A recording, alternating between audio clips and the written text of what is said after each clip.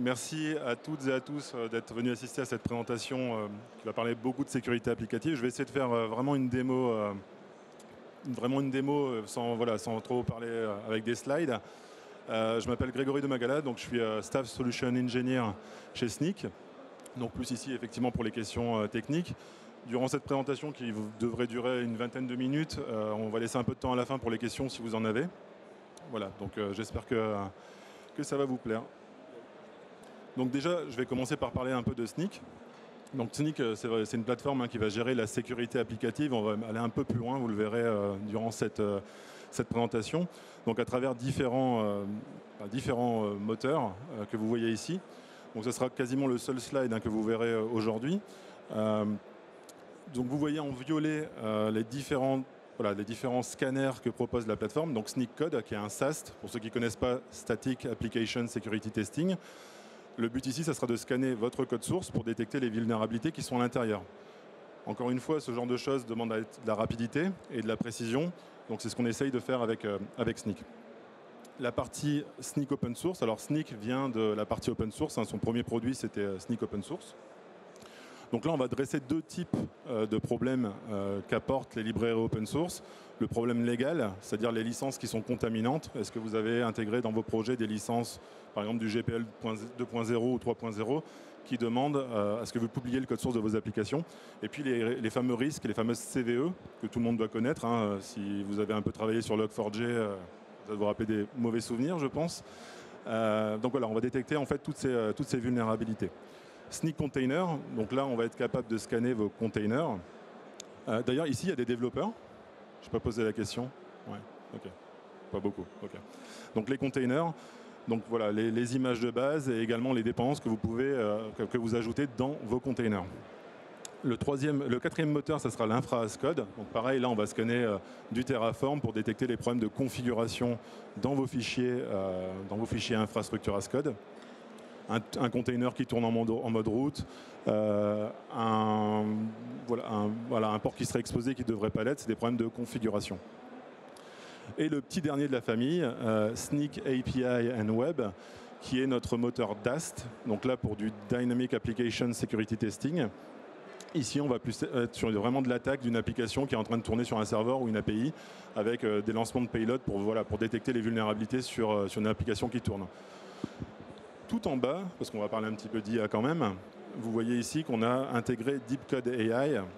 C'est une entreprise que Snyk a rachetée il y a quelques années. Et on l'a intégré dans différents modules. Le plus important, c'est la partie code. C'est-à-dire que directement dans votre IDE, quand vous allez développer, on va détecter des vulnérabilités et on va vous proposer des fixes basés sur le contexte de votre code. Donc c'est une IA générative. On en discutera après, je suppose qu'il y aura des questions peut-être là-dessus après.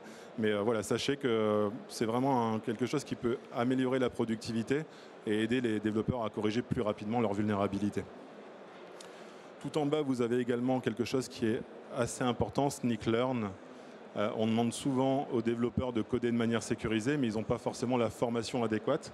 Donc Snyk Learn, ça va apporter cette partie acculturation. C'est-à-dire que directement, quand vous allez scanner vos vulnérabilités, vous allez avoir un petit lien qui va vous rediriger vers une plateforme de learning, justement. Enfin, voilà, ceux qui connaissent, c'est accessible gratuitement en partie. Et donc, vous allez avoir des labs sur lesquels vous allez pouvoir vous entraîner pour exploiter une SQL injection, ce genre de choses, justement pour comprendre comment ça fonctionne et surtout comment la corriger. Snyk Analytics, c'est pour toute la partie, on va dire, tout ce qui est dashboarding, KPI, etc. Le but de ce genre de plateforme, c'est que ça s'intègre un petit peu partout dans vos environnements de développement. Et vraiment, l'ADN de Snyk, c'est d'être développeur friendly, développeur first. C'est-à-dire que toutes ces informations de ces différents scanners, ça sera disponible directement dans les IDE, Visual Studio, VS Code, IntelliJ, tout ce qui est également Eclipse, mais également dans les SCM. Vous allez pouvoir monitorer vos SCM, directement importer un repo depuis GitHub, GitLab, Bitbucket, Azure DevOps. Et également dans la CI, où vous allez faire, pour plus les équipes SSI, des security gates, c'est-à-dire arriver jusqu'à bloquer le build si vous le souhaitez. Petite nouveauté aussi, vous voyez ici tout en haut, Snyk AppRisk, c'est un ASPM c'est pour adresser une problématique qu'on rencontre de plus en plus dans les entreprises, c'est-à-dire que vous allez avoir un ensemble d'outils voilà, qui vont sortir des résultats. Donc ça peut être les scanners SNIC, mais ça peut être également voilà, du Git Guardian, par exemple, si vous en avez. Ça peut être de l'observabilité avec Dynatrace.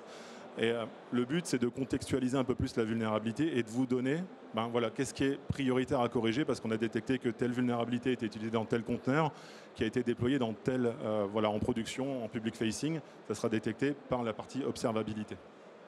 Voilà, on va essayer de voir un peu tout ça dans le temps qui nous reste. Et puis on verra pour les questions après. Du coup, rapidement, ce slide pour vous montrer un petit peu qu'est-ce qu'on va voir dans cette démo. Tout d'abord, l'intégration vraiment dans l'IDE de la plateforme SNIC, à quoi ça correspond. L'intégration de PR dans la CI également, et puis le monitoring de repo Git. Du coup, je vais commencer par l'IDE.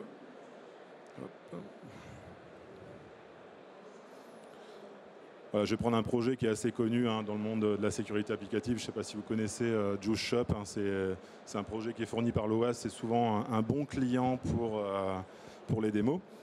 Et donc, pour intégrer SNIC, c'est vraiment très simple. Vous installez un plugin qui est disponible dans le marketplace.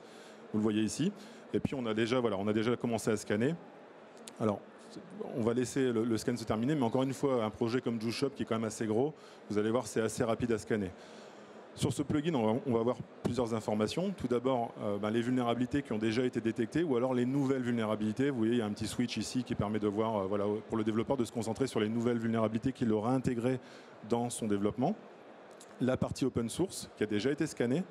Donc on retrouve ici le fichier de manifeste qui a été scanné par la plateforme avec le fameux package.json qui contient ces fameuses librairies. Ici, on va avoir toutes les vulnérabilités qui ont été détectées.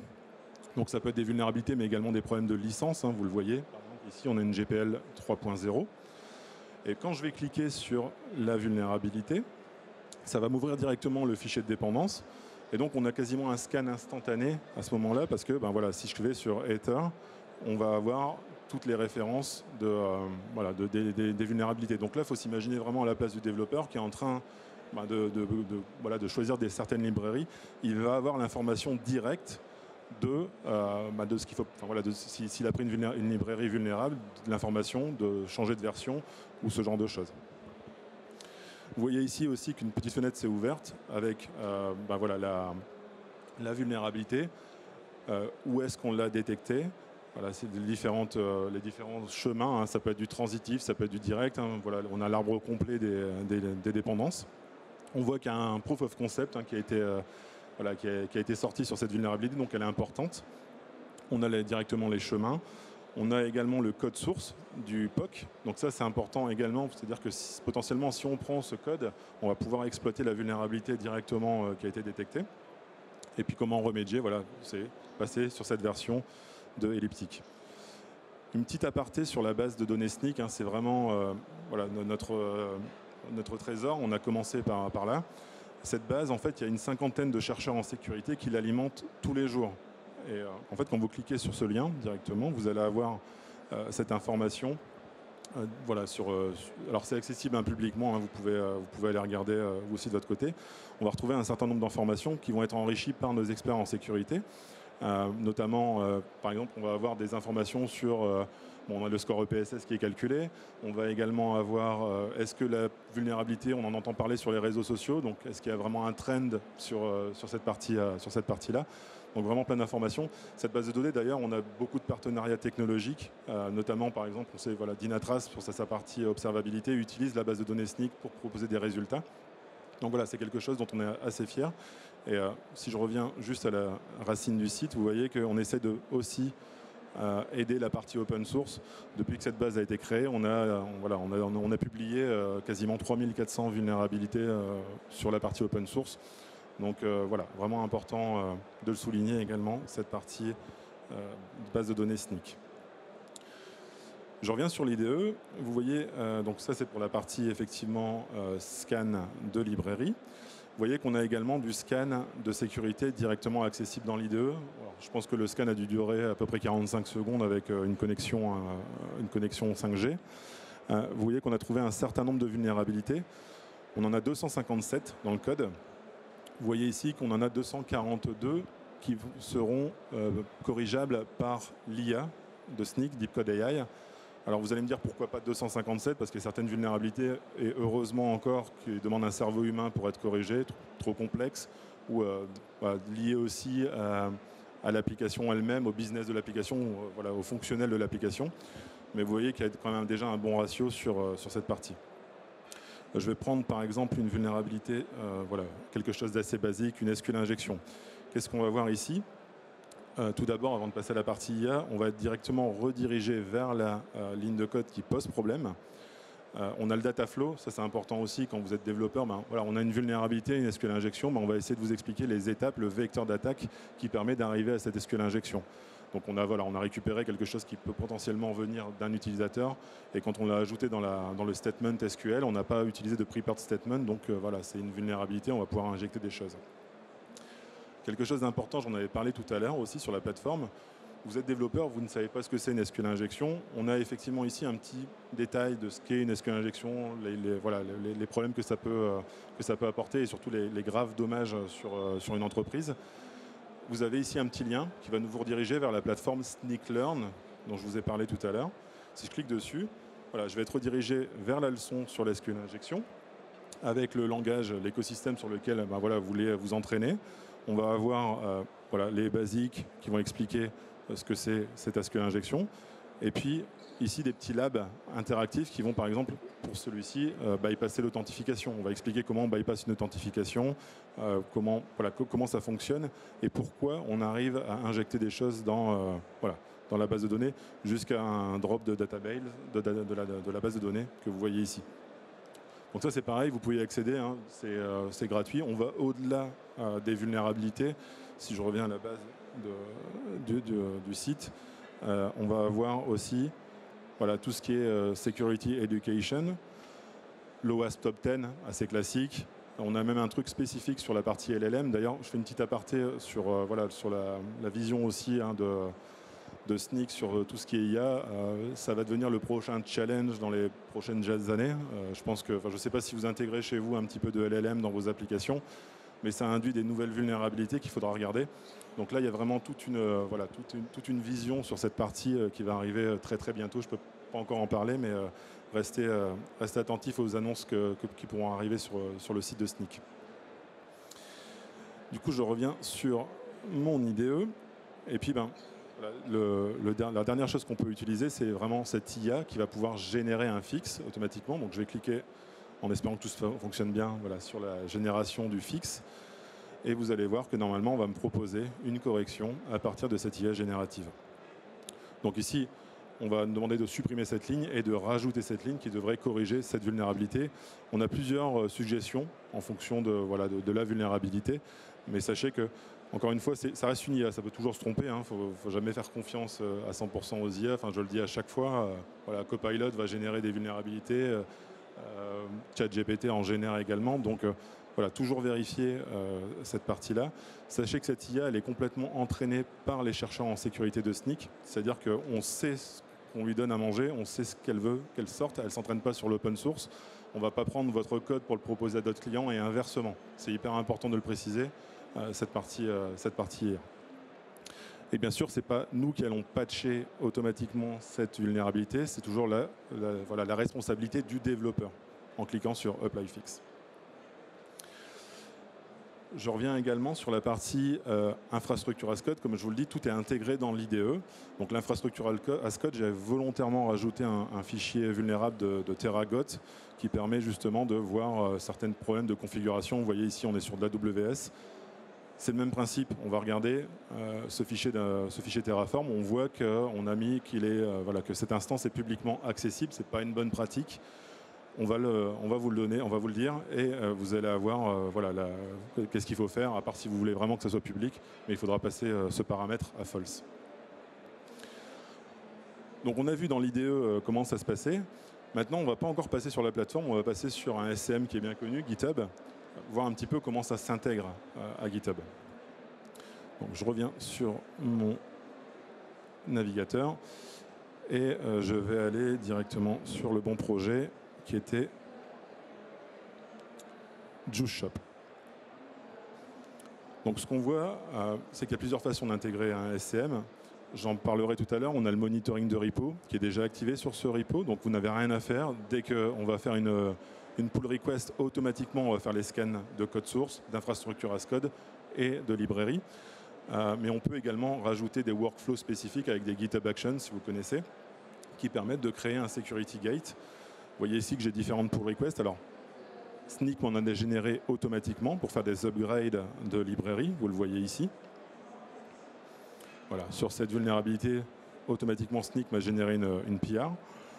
Et on a également une qui est un peu plus spécifique que j'ai créée ici, qui est la test, où je vais checker plusieurs choses au niveau de cette PR. J'ai fait du code scanning, j'ai fait du check de licence, j'ai fait du scan de container, et ça c'est intégré directement dans mes workflows. Donc je vais aller vous montrer mon fichier de workflow. Vous voyez ici le CI.yml. Voilà, vraiment très simple. On va pouvoir mettre des actions pour bloquer ou pas le build en fonction de politique de sécurité. J'y reviendrai juste après, mais voilà, ça s'intègre assez facilement. Si vous voulez, vous intégrer dans le workflow de GitHub. Sinon, vous utilisez le monitoring de repo et là, tout est automatique. Une petite aparté aussi, on s'intègre sur les dashboards de sécurité de GitHub. Vous voyez ici, on est capable directement de créer des issues sur GitHub avec les informations qui proviennent de Snyk. Donc ça, c'est la partie SCM. Et on va enfin aller sur la plateforme. Hein. Il faut bien y aller un moment quand même. Où là, on va voir pas mal d'informations. Tout d'abord, sur ma partie dashboard, je vais avoir qu'est-ce qui me reste en pending task. Hein. Ça veut dire que Snyk peut me générer des PR. Et directement, à partir d'ici, je peux les générer si je clique dessus. Normalement, voilà, ça va me générer une page avec la pull request déjà toute prête, vous voyez, directement. Et une fois que j'ai validé ce que je veux corriger, je peux directement l'ouvrir dans GitHub. Donc ça, c'est la première chose. On a les projets, mon top des projets vulnérables que vous retrouvez directement ici. Si je vais dans les projets, on va avoir plusieurs informations. Vous voyez que j'ai intégré un peu partout, hein, c'est vraiment très simple avec Snyk.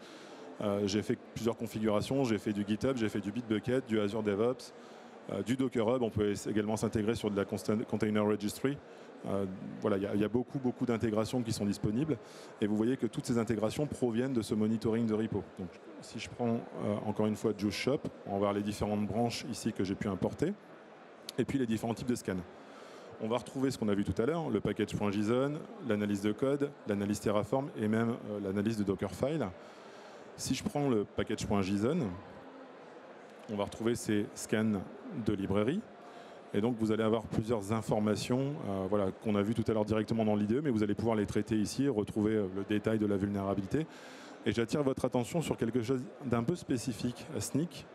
Que vous voyez, c'est ce score de 500 qui est ici, qui est le risque score. Alors ici, on n'a pas grand-chose, c'est une licence, mais vous voyez en dessous, on va avoir beaucoup plus d'informations sur une vulnérabilité. On va avoir le fameux score CVSS, avec l'impact sur la confidentialité, l'impact sur l'intégrité, l'impact sur l'availability. Mais on va avoir également ce score de likelihood qui est hyper important, qui va être calculé en fonction de la maturité de l'exploit, du vecteur d'attaque. Est-ce que ça a besoin de privilèges élevés pour pouvoir mener cette attaque ? Et puis le contexte également de l'application. Est-ce que c'est une dépendance transitive? Est-ce que depuis mon code source, j'appelle la méthode qui est vulnérable? Et donc c'est présenté ici directement. Et donc ça donne du contexte. Et ce contexte permet de donner l'information de est-ce que c'est prioritaire à corriger ou pas. Bien sûr, il faut toujours corriger les failles qui sont critiques, mais au moins vous avez une priorité quand vous en avez beaucoup. Je reviens du coup sur l'interface graphique, peut-être au niveau des intégrations également. Vous voyez, on a vraiment beaucoup d'intégrations qui sont disponibles à travers même des différents vendors de cloud. Pareil, si vous avez des choses qui sont on-premise, un GitLab on-premise par exemple, on a des solutions avec un broker, on appelle ça un broker, qui permettent justement de se connecter sur vos instances qui sont on-prem et de faire la même chose que ce que vous avez sur du public. Je reviens sur le projet.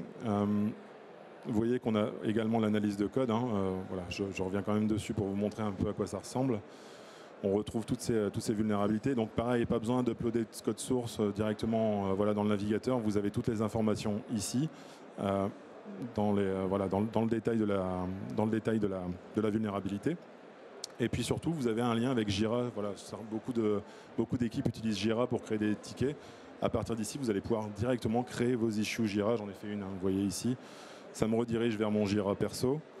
Et normalement, voilà, ça crée le ticket automatiquement sur la borne. Voilà, donc facilement intégrable à tous les outils utilisés par vos équipes de développement.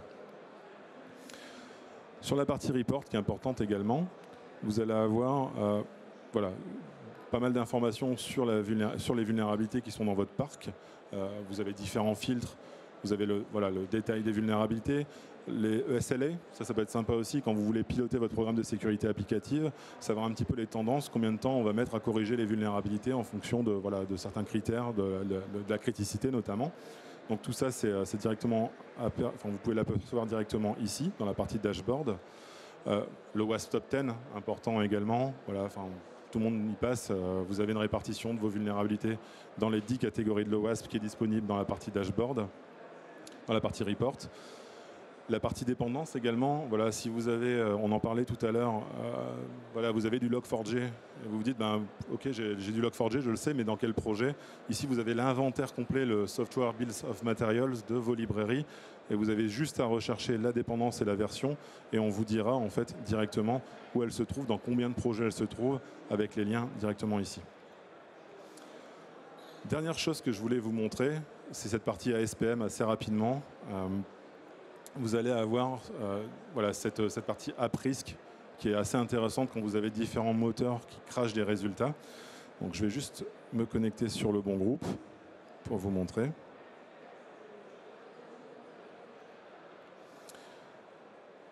Voilà, c'est l'onglet inventaire. Donc, dans votre inventaire, en fait, on va avoir plusieurs informations, notamment sur vos repos. Donc ici, ça va vous dire par exemple si un repo il est dormant ou pas. Ça c'est important de savoir. Voilà, vous avez des vieux repos qui peuvent être dormants et donc on va vous donner cette information directement sur cette partie inventory avec les différents repos qui sont scannés, par quel produit également. La partie issues qui permet voilà, d'avoir une vue qu'on appelle funnel. Voilà, typiquement ça c'est hyper intéressant cette vue. Vous voyez qu'ici dans cette instance dans ce groupe de SNIC, vous allez avoir plus de 122 000 issues qui ont été générées partout sur différents types de scanners. Au final, on va se rendre compte que sur ces 122 000, il n'y en a que 2030 qui sont déployés. Et sur ces 2030 qui sont déployés, seulement 135 sont disponibles sur Internet en public facing. Donc ça, vous le voyez également ici. Et puis seulement 54 au final ont chargé le package qui est vulnérable. Et ça, c'est hyper important. Parce que vous voyez ici, voilà, on va avoir toutes ces vulnérabilités. On peut produire un graphe d'évidence voilà, qui est généré. C'est-à-dire qu'on vous le montre visuellement. C'est-à-dire que ce package, on a une arbitrary code execution. C'est chargé dans ce package, qui est chargé je vais juste agrandir un petit peu, dans ce container Docker. Donc tout ça, c'est SNIC, c'est le runtime de SNIC qu'il a détecté. Et puis, ce container est déployé dans du Kubernetes. On l'a détecté à travers différentes autres informations, différents moteurs. Donc, sysdig, SNIC, et également, par exemple, ici, l'intégration qui est avec Dynatrace. Si j'arrive à le montrer, voilà, ici, vous voyez, ça a été détecté par Dynatrace. Donc là, on a quelque chose qui est contextuel. On a une vulnérabilité. On sait que c'est arrivé jusqu'en production et qu'en plus, c'est public facing, etc. Donc, ça demande à être corriger plus rapidement. Je vois qu'il nous reste plus beaucoup de temps. Est-ce que vous avez des questions? Il nous reste 5 minutes, je pense, c'est ça? Un peu moins? 4 minutes. 4 minutes.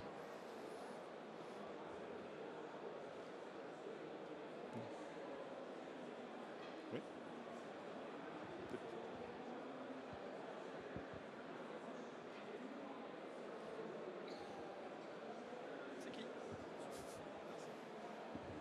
Bonjour, merci pour la présentation.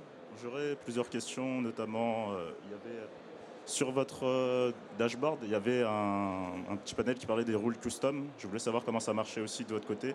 Et aussi, vous disiez que vous étiez assez développeur first, etc. Et je voulais voir aussi comment vous pouvez gérer les exceptions qui créent éventuellement aussi pas mal de stress. Ouais. Quand on est dev et on lance ma PR et par exemple, je vois il y a du rouge partout généralement, ça ne les encourage pas forcément à regarder parce qu'ils se disent il y a des problèmes mais ça prend du temps à corriger. Alors pour la partie gestion des exceptions, donc effectivement, hein, si vous avez du faux positif, on a ce qu'on appelle le bouton ignore qui permet d'ignorer la vulnérabilité pendant un certain temps ou indéfiniment. Il faudra donner une raison, parce que forcément, il faudra se checker à un moment donné quand même par les équipes sécu, sinon tous les développeurs vont mettre ignore partout et ils passeront. Et on a sorti en Early Access là, une fonctionnalité qui s'appelle Consistent Ignore, qui permet justement au niveau du repo de dire ok, ça c'est un faux positif, ça c'est pas exploitable dans mon contexte, je l'ignore et automatiquement c'est synchronisé avec la PR et avec l'IDE. Donc le développeur a plus, voilà, ça a été traité. Généralement c'est le premier scan qui fait mal, c'est là où on va avoir du triage, etc. Une fois que c'est fait, une fois que les ignores sont bien paramétrés, le développeur n'aura plus de soucis particuliers sur cette, à traiter des résultats qui pourraient revenir alors que ça a déjà été traité avant. Et la première question, du coup, je l'ai... Sûr ? Ok. La partie règles custom, effectivement, on a la possibilité de créer des règles custom. Je ne l'ai pas montré, hein, là on est un peu, on est un peu dans la démo un peu basique, mais on a la possibilité effectivement de modifier certaines règles du moteur. On a une première partie qui est disponible et il y a une volonté encore d'améliorer cette partie règles custom sur la plateforme. On a également la possibilité de modifier, on a tout un SDK qui est disponible pour la partie infrastructure as code si vous voulez vraiment créer vos propres règles sur l'infrastructure as code. Pardon. J'espère que ça répond à vos questions. On peut en discuter sur le stand, c'est B24, voilà, si vous avez des questions sur la plateforme. Voilà, merci beaucoup en tout cas, monsieur Domagala, la société Snyk. Effectivement, si vous avez